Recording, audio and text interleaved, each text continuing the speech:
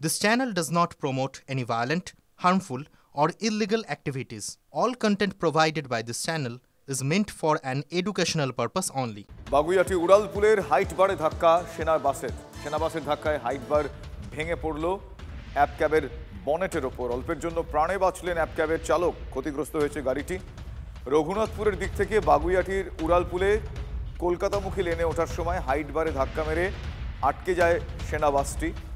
ঘটনাস্থলে বাগুইআটি ট্রাফিক গার্ডের পুলিশ এবং বাগুইআটি থানার পুলিশ সেনা বাসটি সরানোর চেষ্টা চলছে। আমার সহকর্মী রঞ্জিত এই মুহূর্তে আমার সঙ্গে টেলিফোন লাইনে রয়েছেন। রঞ্জিত, আমি এক্ষেত্রে জানতে চাইবো যে দুর্ঘটনাটি ঘটল কি করে? তার কারণ এই ধরনের হাইট বারে তো যে উচ্চতা, সেই উচ্চতার নির্দেশ থাকে, তাহলে এটা কি কোনো না কোনোভাবে সাবধানতার অভাবে হয়েছে?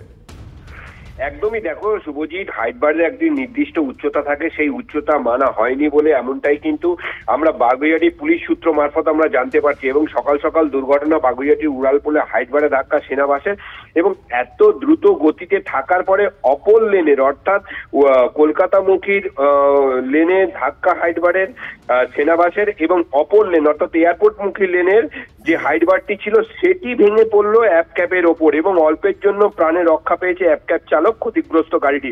এবং রঘুনাথপুরের দিক থেকে বাগুইআটি উড়ালপুলে অর্থাৎ কলকাতামুখী লেনে ওঠার সময় হাইট বারে ধাক্কা মারে এবং হাইট বারে নিচে আটকে যায় এই সেনা বাসটি। এর ফলে অপর প্রান্তে অর্থাৎ এয়ারপোর্টমুখী হাইট বারটি ভেঙে পড়ে অ্যাপ ক্যাবের বনেটের ওপর এবং প্রাণে রক্ষা পায় অ্যাপ ক্যাব চালক। এর ফলে ব্যাপক যানজট বাগুইআটি উড়ালপুলের কলকাতামুখী লেনে। এই মুহূর্তে ঘটনাস্থলে বাগুইআটি ট্রাফিক গার্ডের পুলিশ এবং বাগুইআটি থানার পুলিশ এবং হাইট বারের নিচে আটকে থাকা সেনা গাড়িটি সরিয়ে নিয়ে যাওয়ার চেষ্টা চালাচ্ছে বাগুইআটি ট্রাফিক গার্ডের পুলিশ। তবে কি কারণে এই ধরনের হাইট বার থাকা সত্ত্বেও ওই বাসটি অর্থাৎ সেনা বাসটি কেন উঠতে গেল, কেন চেষ্টা করলো, এবং গাড়িটির গতিও বেশি ছিল, এমনটাই কিন্তু পুলিশের একাংশ সূত্র মারফত আমরা জানতে পারছি। তবে এই মুহূর্তে কিন্তু ব্যাপক যানজট সৃষ্টি হয়েছে কলকাতামুখী লেনে। ধন্যবাদ রঞ্জিত। অন্যদিকে ওভারলোড ডাম্পারের চাপে সেতু ভেঙে গিয়েছে, সেতু ভেঙে নিচে পড়ে যায় ডাম্পার। কোচবিহারের বারকোদালি 2 নম্বর গ্রাম পঞ্চায়েতের আমবাড়ি দেবগ্রামে সেতু ভেঙে বিপত্তি। রাতে সেতু দিয়ে যাচ্ছিল ওভারলোডের ডাম্পার। দুর্বল সেতুর উপর দিয়ে ডাম্পার যাওয়ার সময় হুড়মুড়িয়ে সেই সেতুটি ভেঙে পড়ে। দেখছেন সেই ছবি। বিকট আওয়াজ শুনে বেরিয়ে আসেন এলাকার লোকজন, তারা দেখেন তারপর পরিস্থিতি। আমার সহকর্মী সুমন কল্যাণ এই মুহূর্তে রয়েছেন। সুমন, এই বিপত্তি ঘটলো কি করে, আর এই মুহূর্তে পরিস্থিতি সামাল দিতে কি বন্দোবস্ত গৃহীত হচ্ছে?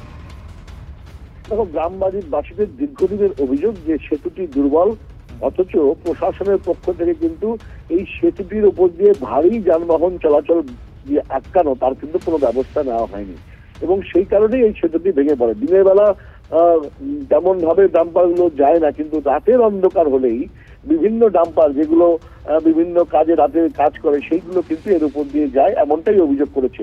গতকাল রাত অর্থাৎ আজ ভোর রাতে এই ঘটনাটা ঘটেছে। রাত 2:45 নাগাদ একটা ডাম্পার যাচ্ছিল এর উপর দিয়ে, তখনই কিন্তু বিকট শব্দে সেতুটি ভেঙে যায় এবং আশপাশের মানুষ এসে তারা দেখেন যে সেতু ভেঙে ডাম্পার পড়ে আছে।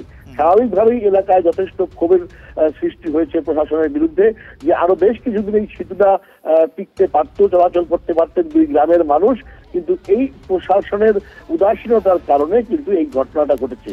ফলে সব মিলিয়ে পরিস্থিতি কিন্তু এলাকাবাসীদের মধ্যে যথেষ্ট ক্ষোভ সকাল থেকে আমরা দেখতে পাচ্ছি, এবং তারা কিন্তু অভিযোগ করছেন সমস্তটাই প্রশাসনের দিকে। শুভজিৎ, ধন্যবাদ সুমন।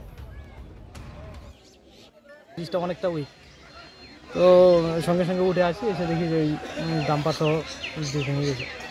কতদিনই পুরনো ব্রিজ? এটা অনেক, মোটামুটি 2000-এর কাছাকাছি সময় ব্রিজটা তৈরি হয়েছিল। আপনারা যদি জানতেনই যে ব্রিজটা উইক আছে তো কোনো সতর্কীকরণ? আমরা যখনই কোনো হেভি গাড়ি আসে তখন আমরা ওখান থেকে ঘুরিয়ে দিই, মানে চোখ দিয়ে ঘুরিয়ে দিই। এবার এত রাত্রে এই পাশ থেকে গাড়িটা আসতেছিল। কি বোঝাচ্ছিল গাড়িটাতে? তো মানে লোকজন থাকেও না সাধারণত, কে বলবে যে, আর এরা ড্রাইভাররা অ্যাকচুয়ালি ভুল করে আসছে, কারণ ওইদিকে একটা ব্রিজ আছেই, আসামের একটা ব্রিজ আছে, ওটা হেভি ব্রিজ ছিল। এটা কি ব্রিজ, কি লোড ছিল গাড়িতে? এটা ছিল পাথরের ডাস্ট ছিল।